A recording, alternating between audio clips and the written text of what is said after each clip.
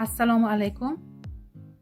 Bugun siz bilan katta razmerdagi ayollarimiz uchun 68-70 razmerga lozim bichib tikishni o'rganamiz. Shtapl paplin matosidan o'rtasiga ovlik, shtaklik lozim tikishni o'rganamiz. Matoyimiz 2 metr edi. Yuvilgandan keyin 186 cm qoldi. 85 cm tayyor lozimimiz. 8 cm tikish haqiga qo'shyapman. 93 cm. Demak, yuvgandan keyingi qolgan bo'yi o'zi to'g'ri kelyapti. Material enidan 100 1 metr belgilab, mana 1 metrga belgi qo'yib yirtib olyapman. Shtapl paplini yirtganda to'g'ri yirtiladi, shuning uchun qo'rqmasdan yirtaversangiz bo'ladi.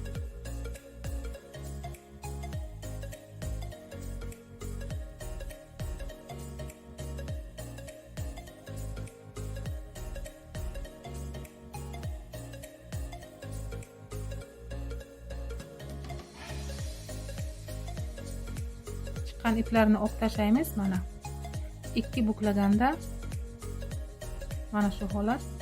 Endi bu 2 buklaganda 4ga buklaymiz. Bo'yiga qaratib.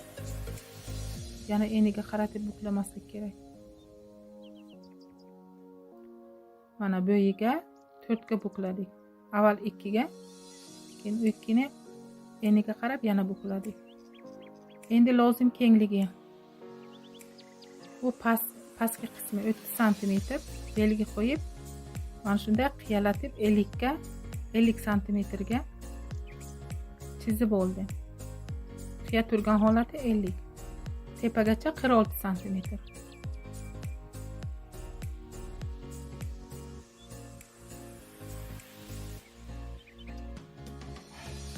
Mana son kengligi 50 cm. Lozimimizda bitta son aylanasi 100 ga teng kelyapti. Endi mana pastdan chiqqanni o'rtasiga ov deyiladi, g'ishtak deyiladi, nima desam, o'shanaqa ov uchun 40 cm belgi qo'yib, mana shunday kesib olyapman. Bu eng oson usuli. Bundan tashqari to'rtburchak qilib qo'shiladi. Mana shu holatda kesmasdan to'rtburchak qilib qo'shiladigani ham bor. Buni ham xudo xohlasa ko'rsataman. Endi tepasi buklangan joyini kesib olyapman.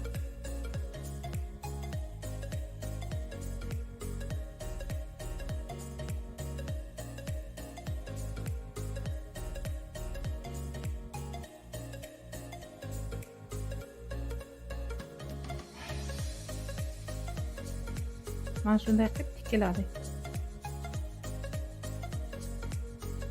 Xohlasangiz lozim pastiga bironta to'rlik gullik chirozlardan qo'yishingiz mumkin. Endi mana bu tepasidan buklangan tomondan 2 cm qiyalatib qirqib olyapman. Bu lozimimiz 1-2 marta kiyilgandan keyin pastga osilib qolmasligi uchun. Shu bilan lozimimizni bichib oldik. Endi tikishni boshlaymiz. Birinchi lozimni pastini tikishdan boshlayapman. 2 cm buklab, yana 2 buklayapman. Jami 4 cm buklab tikib olyapman. Mana shu yeriga boya aytganimdek, xohlasangiz bironta chirozli bezakmi, to'rmi biron narsa qo'yishingiz ham mumkin.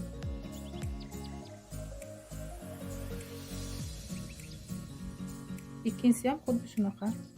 2 jami 4 cm tikib olinadi. Endi bu xishtak. Mana shuni ikkita bo'lagini o'rtasidan tikib olaman. Shu paytgacha kanalimga obuna bo'lmagan bo'lsangiz, obuna bo'lib qo'ying. Podpisatsiya tugmasini bosib, qo'ng'iroqchani bosishni unutmang. Videom yoqayotgan bo'lsa like bosing. Fikringiz, savollaringizni kommentariyaga yozib qoldiring. Albatta javob yozishga harakat qilaman. Ikkinchi bo'lagini ham xuddi shunaqa to'g'ri turgan joyini tikib olishimiz kerak. Qiya tomon emas, to'g'ri turgan joyini. Endi shu tikilgan joyini overlock qilib oldik. Bu yurakchalik ismaylikcha sizlarni yaxshi ko'rishimni aytmoqchi bo'lyapman. Endi ikkita ovimizni, xishtagimizni bir-biriga yuzma-yuz qo'yib, o'rtasidan tikib olamiz. Mana shu joyni maydaroq tikishga qo'yib, sal tortibgina tikish kerak. Keyinchalik so'tilib ketmasligi uchun. Uni ham overlock qilib olamiz tikib bo'lgandan keyin mana. Overlock qilib oldim. Endi bu xishtagimizni tepa qismidan lozimni tepasidan ikkalasini yuzma-yuz qo'yib tikib olyapman. Lozimni tepasi bor, rezinka o'tkazadigan joydan. Mana o'sha yerdan yuzma-yuz qo'yib tikib olyapman.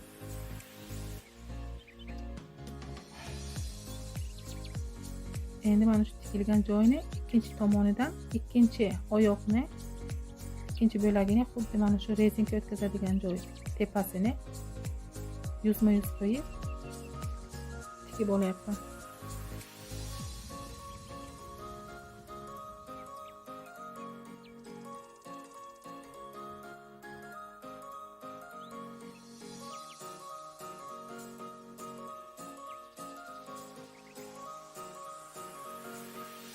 Lozim katta bo'lgani uchun joylashtirish qiyin bo'lyapti. Endi tepadan pastga 1 sm tikish haqqi tashlab tikib olyapman bu ikkinchi tomonni ham. Xishtakni bir tomoni mana tikib bo'lindi. Endi ikkala chiziqni overlock qilib olamiz.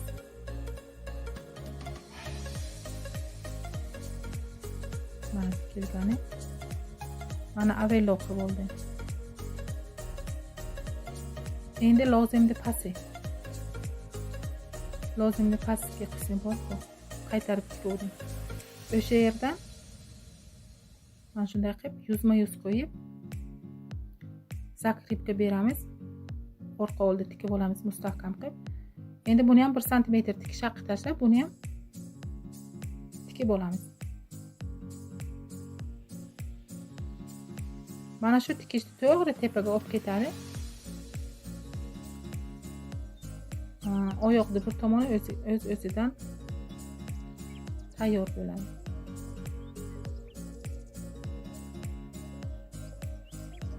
Oyoqni deyapman, lozimni bir tomoni, bir oyog'i o'zi tayyor bo'ladi. Endi ikkinchi poychasini ham qaytarib tikkan joyimdan zaklipka beryapman. Buni ham xuddi boyagidek tepagacha, shu rezinka o'tkazadigan joygacha to'g'ri tikib ketaveramiz. 1 sm tikish haqqi tashlab tikyapman. Bu eng oson usuldagi tikilishi. Bundan ham qiyinroqlari bor. Uni ham xudo xohlasa video qilib ko'rsatib beraman.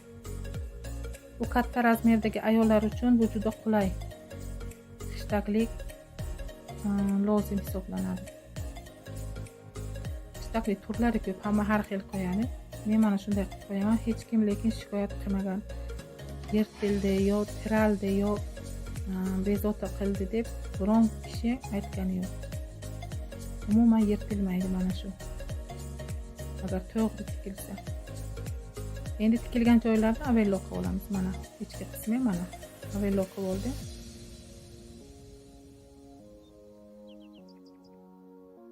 Endi overlock qilgan joyimizda iloji bo'lsa mana shunday qilib ichkariga tortib ipini chiqarib qo'yish kerak. O'shanda overlockimiz ochilib qolmaydi. Buni har doim emas, o'tgan qaysidir lozim tikishida edi menimcha. O'shanga ko'rsatib o'tganman.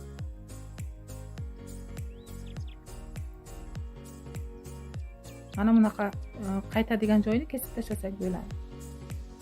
Materialda o'zi qaytib turadi, lekin qaytarilmagan joyini o'shanday qilib ipini ichkariga qilib ochilib ketmaydigan qilish kerak. Buni 0,5 santimetr buklab, keyin 2 santimetr, pashti 2,5 santimetr tepasini tikishiga ketyapti.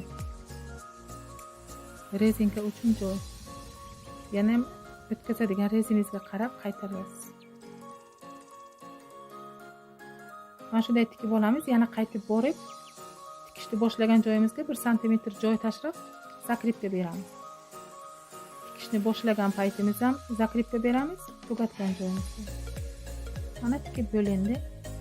Yaxshilab utiklab olamiz. Tikishlarni sindirib olamiz. Tekislab. Mana shunaqa bo'ladi. O'rtasidagi qishdagi. Videoni oxirigacha ko'rganingiz uchun rahmat. Videomi foydali deb o'ylasangiz, do'stlaringiz, dugonalaringizga ulashing. Allohga omonat, sog' bo'ling, salomat.